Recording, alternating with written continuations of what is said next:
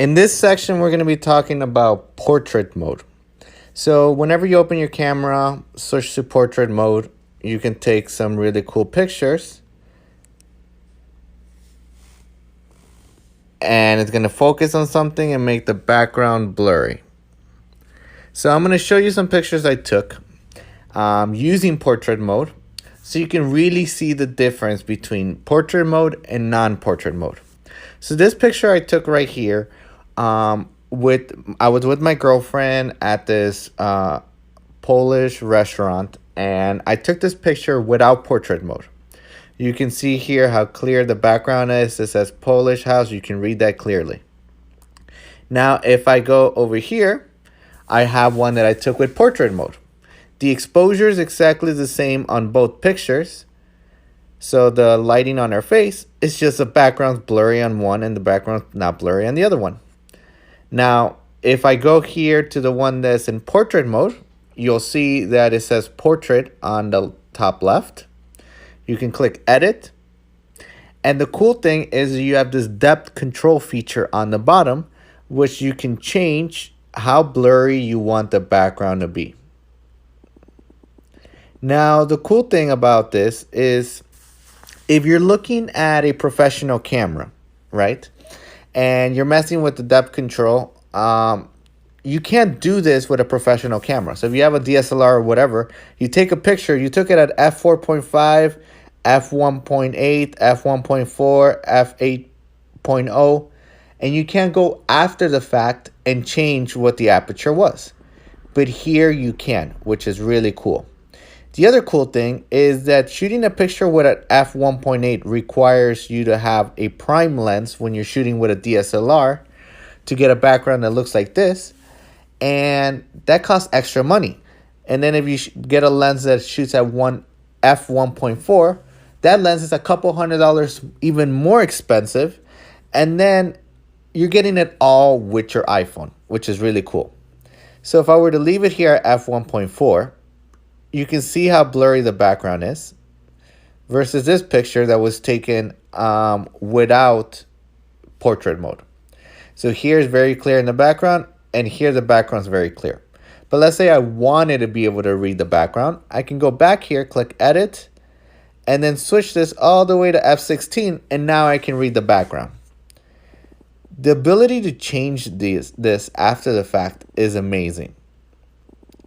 Now, there is some limitations with portrait mode that I want to point out. If I zoom in right here to the tip of her head, right, make it very sharp, you can see the edge of her hair. As I lower this, it starts making her hair blurry too, which you would think might not make that much sense because it's almost in the same focal plane as her face. So why is her top of her head also becoming blurry? And that is because the way that this blur is being put on the picture is using an algorithm that will figure out what the subject is. That's why it's usually only done in portrait mode, portrait meaning people. It can detect a face and say, okay, this whole face needs to be focused and everything behind that face needs to be blurry. But it does a really bad job at detecting edges. And then it starts blurring the edges as well. If you were to shoot this with a professional DSLR, it won't blur these edges. Those edges will be sharp. It's just a small limitation. It's not that bad. It's not that noticeable. But if you find that the edges of your subject are becoming too blurry, then I would recommend not lowering the depth control as much till the edges are in focus and then keeping it. So somewhere like, I don't know, 2.8, the edges look sharp. Here, the edges look blurry of her head. So stuff like that is stuff to consider. I just wanted you to note. Now, another cool thing, another cool picture I took with portrait mode, I want to show you guys. So we went to this place and we saw these bushes with Christmas lights on it. So we sat on the ledge with those bushes behind us, and we capture that as the background. Now, without portrait mode, it might look something like this,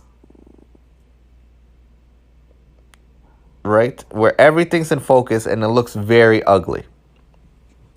Here's the background, looks very ugly, everything is sharp. But thanks to portrait mode, I can blur the background and create nice bokeh because of the lights.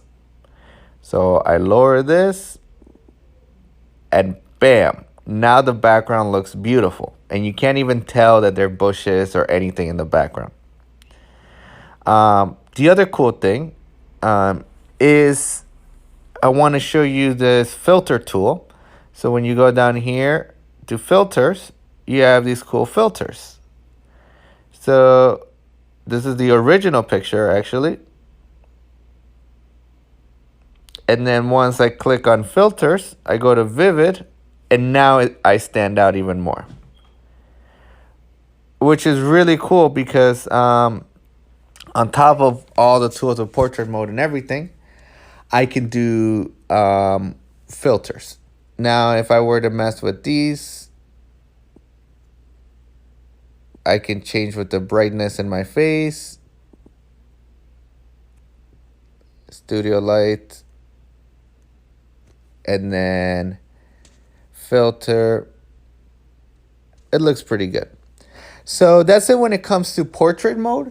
My recommendation is whenever you're taking pictures of people to use it, stray away from using it with objects that are not people because it won't do that good of a job of detecting the edges on that, and it might blur some of your subject, which you don't want. So I recommend it with people. It does a good job at detecting faces.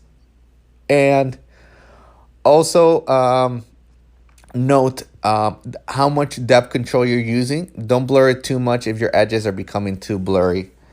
And make sure nothing important that needs to be in focus is not in focus. So that's it when it comes to portrait mode. And now we're going to move on to the next lecture.